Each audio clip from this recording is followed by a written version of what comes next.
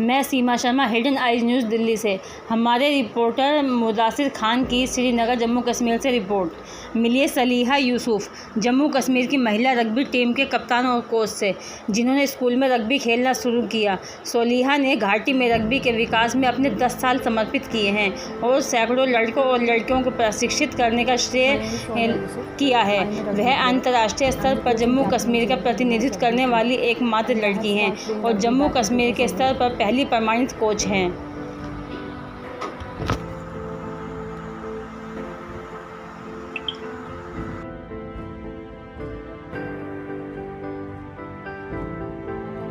School Green Valley, and the starting was very unusual for me because I have been with the sports from the very beginning. बचपन से sports का ज़्यादा मेरी life में रहा है। Like I have played money other sports, cricket, volleyball, football, kho kho, बहुत सारे स्पोर्ट्स मैंने खेले हुए। तो it finally ended it towards the rugby.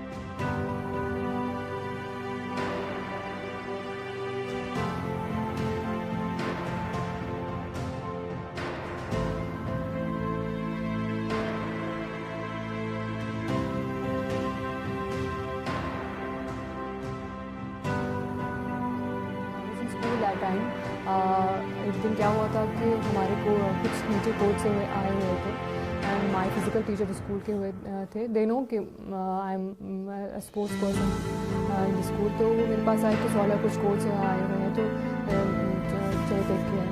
So when I am down stairs तो मैंने देखा कि कुछ नया हो रहा है वहाँ पे। तो first bout was with the ball. तो मैंने वो वहाँ पे जाके जब बॉल देखी तो दैट वॉज वेरी डिफरेंट, जो मैंने बॉल अभी तक अपनी लाइफ में देखी ही नहीं थी। बॉल को देखकर मैं then they start teaching me something and they were like ऐसे करना है and somehow I got better. So they were like, yeah, you're doing good. So that's how the rugby chapter got included in my life. Then I played for my school. School के rugby team को मैंने represent किया। Then वहाँ से मेरा selection state के लिए हुआ, देन नेशनल्स, देन इंटरनेशनल्स। तो अल्हम्दुलिल्लाह the journey was very beautiful.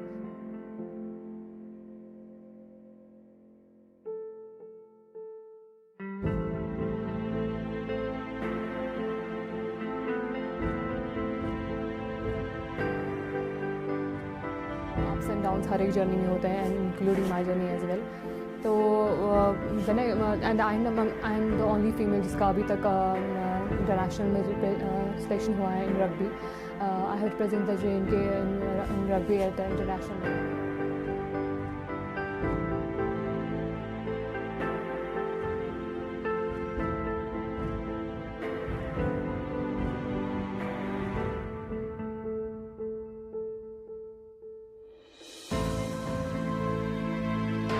मेरा जो सिलेक्शन हुआ था वो एशियन चैम्पियनशिप के लिए हुआ था, जिसका कैंप जो 6 मंथ्स का रहा था। एंड उस साल भी मैंने अपना 1 साल भी जॉब किया था बिकॉज 6 मंथ्स का एक लंबा कैंप चलने वाला था और जो कि मेरे लिए एक टफ डिसीजन था टू मेक कि मुझे कैंप करना है कि मुझे ये अपना 1 साल जॉब करना है। तो दोनों ही मेरे लिए बहुत डिफिकल्ट डिसीजन था, बट अल्हम्दुलिल्लाह आई नो कि मुझे चाहिए क्या। तो I don't have regrets right now.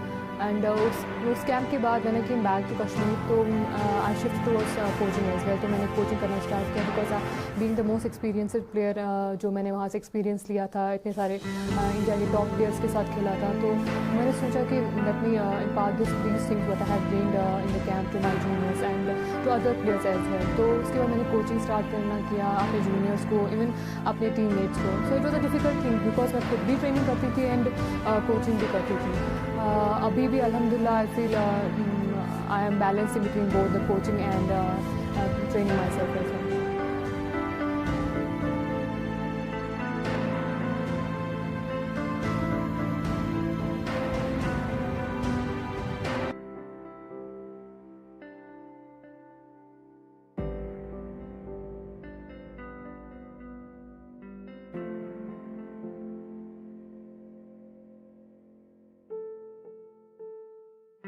जो मेरे सबसे मेमोरेबल मोमेंट रग्बी का है वो है स्नो नेशनल्स 2017, जिसमें हमने मैन एंड वुमेन दोनों में गोल्ड निकाला था, दोनों कैटेगरीज में हमारा गोल था। That was the best thing, no doubt.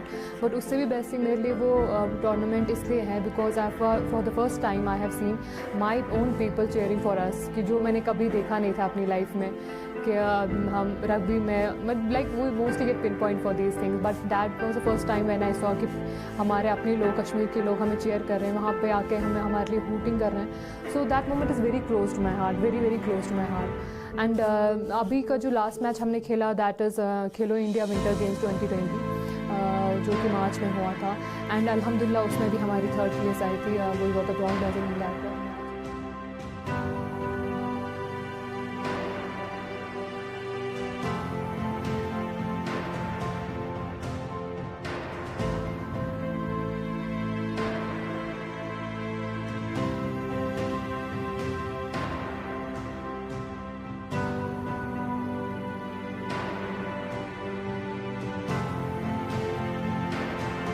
अल्हम्दुलिल्लाह मेरी फैमिली मुझे बहुत ज़्यादा सपोर्ट करती है, हर एक चीज़ में सपोर्ट किया। The journey was not possible without their support. अभी तक का जो मेरा सफ़र रहा है विल नॉट बी पॉसिबल अगर उनका सपोर्ट नहीं होता। And I feel very blessed कि वो my parents have been very supportive towards my anything whatever have done in my life, be it academic wise, be it sports wise. But उनका यही एक concern था कि as long as you are good in your studies you can go for sports. ये नहीं था कि sports नहीं करना है, बट ये था कि दोनों ही चीज़ें करनी है, दोनों ही अच्छा करना है। तो वो एक चैलेंज था मेरे लिए because most of the time मेरे साथ क्या होता था कि मेरे मैच भी होते थे और मुझे एग्ज़ाम्स भी होते थे। तो मैं मैच खेल के then I have to go back home and study for a whole night for my exams. The next day I have go to my college and write those exams. Then again go to the ground and go to the field and start doing the same thing. So it was a hectic job to do, but alhamdulillah I think when you are passionate about something you will find the ways to do it.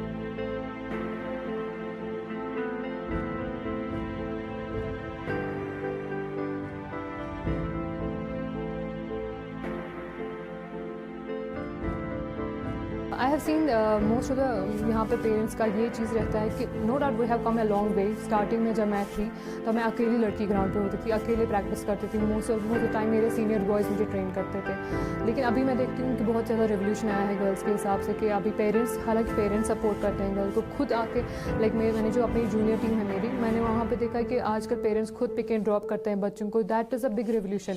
जब मैं थी, मैंने जब start किया था तो लड़की, ये तो दूर की बात है कि पेरेंट्स आके वो उनको पिक एंड ड्रॉप कर, ये भी बहुत बड़ी बात थी कि उनको अलाउ करते थे आने के लिए।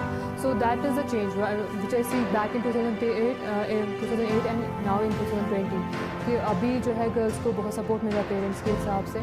बट ये भी है कि बहुत सारी लड़कियों ने छोड़ भी दिया बिकॉज उनको पेरेंट्स का सपोर्ट नहीं मिला। जहाँ हमें पेरेंट्स सपोर्ट करना स्टार्ट कर देंगे वहाँ मुझे लगता है कि सोसाइटी भी एक स्टेप ले लेगी। बिकॉज सोसाइटी का यही चीज़ जो है मैंने अभी तक देखा है कि I don't know why we get pinpointed for being on field, why we get pinpointed for wearing track suits. अगर हम सेम चीज़ देखेंगे कोई और प्रोफेशन से कोई और लड़की होगी, डॉक्टर होगी या इंजीनियर होगी या कोई भी फील्ड से होगी, they won't get pinpointed for such things like being on the field, like or wearing the track suits. वो स्पोर्ट्स पर्सन मोस्टली हमें ये एक बहुत बड़ी चीज़ के साथ गुजरना पड़ता है कि खासकर मैं फीमेल्स की बात करूँगी कि अगर हम फील्ड पे होते हैं तो वी हैव लाइक वहाँ पे स्पेक्टेटर्स आते हैं and they pin point us for those things which I think society में।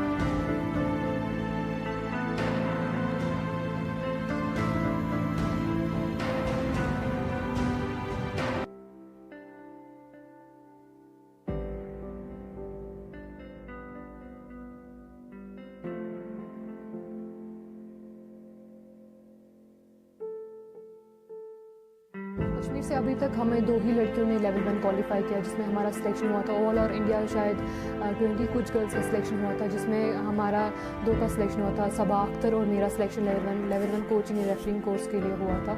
वो कैंप कुछ 15 दिन के लिए चला था जो कि अभी तक we are only female Saba and me जिसने वो कोर्स क्वालिफाई किया है। वो कोर्स हम 2 ही ने अभी तक यहाँ पे किया है।